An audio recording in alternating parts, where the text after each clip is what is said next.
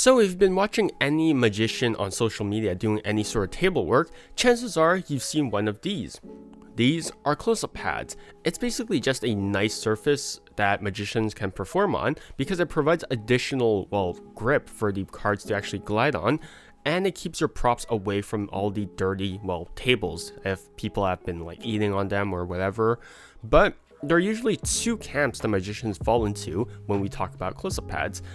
Well, they're not necessary, or, yeah, you should definitely get one. Anyways, here are the reasons why you should or shouldn't subscribe to one of these camps in particular. Usually, close-up pads will look like this: a thick cushioned textile surface with a rubber backing. These come in a large variety of thicknesses and sizes. Generally, you'll have smaller ones that you can roll up and just take with you on travels, and then you have these fancier ones, which I don't have, so I'm just going to place images up on screen.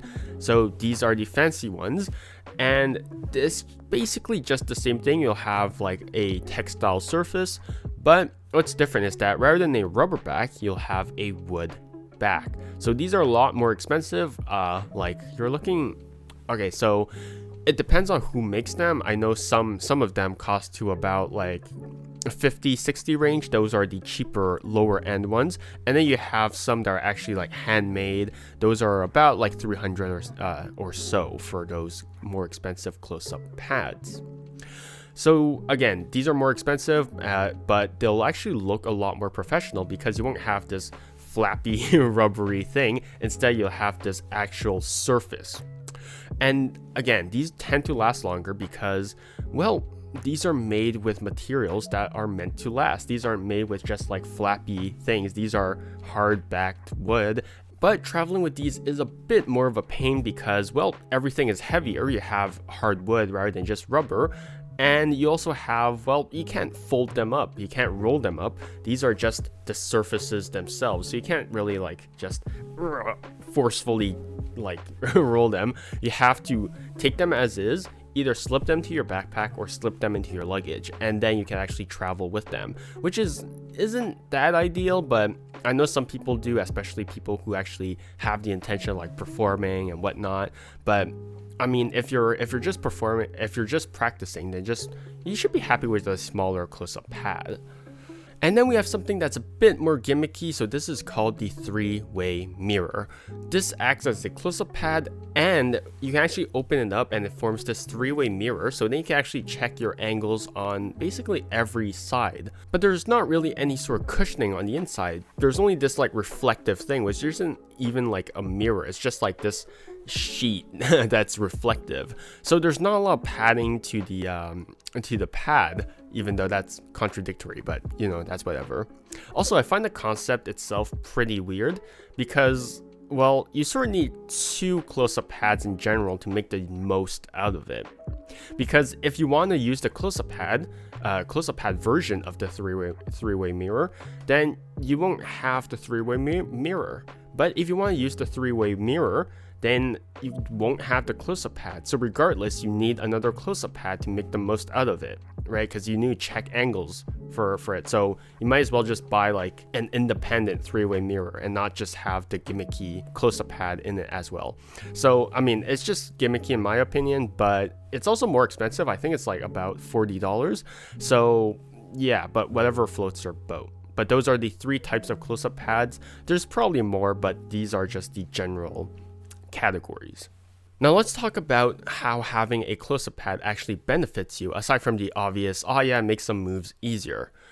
Taking a close-up pad actually just separates you from just the normal magicians, the scrubs, let's just say, or okay, I don't mean it that way, but the uncle who just knows one trick or two, because now you're invested. Now you have a prop that's very magician-y.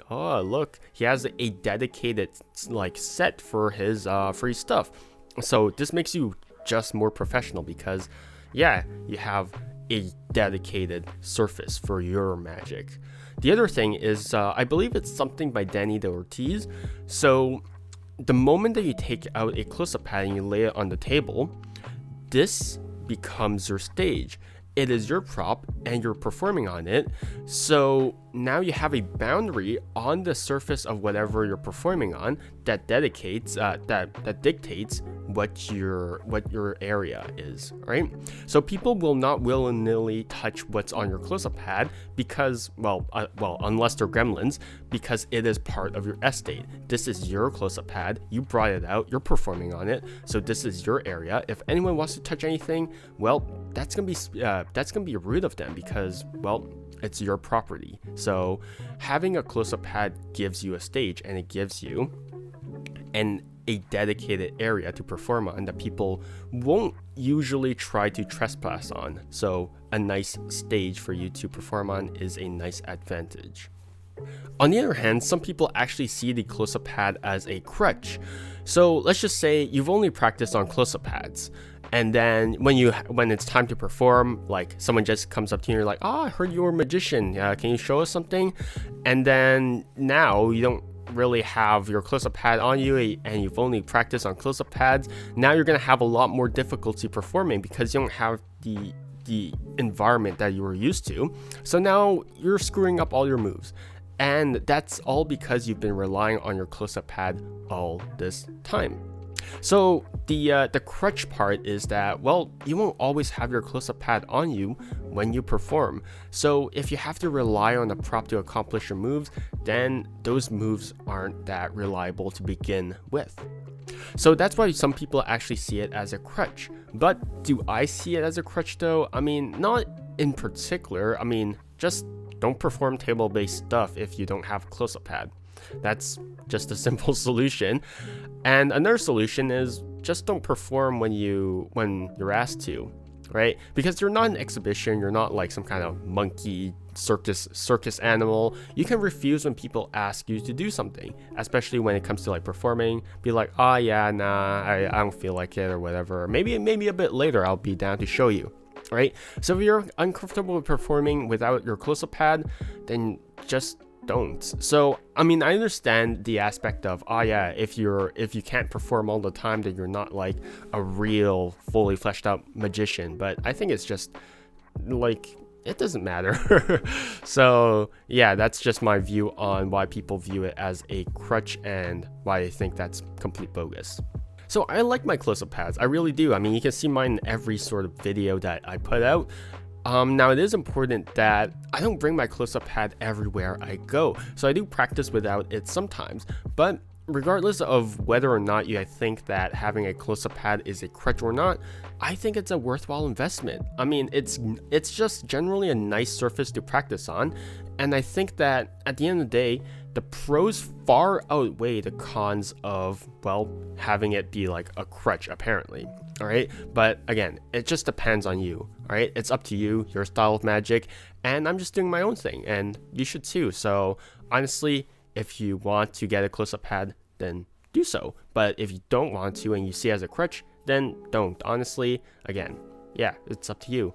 But that's gonna be it. Yeah, thanks for hanging out with me, and yeah, stay safe, stay healthy, and see you guys next time.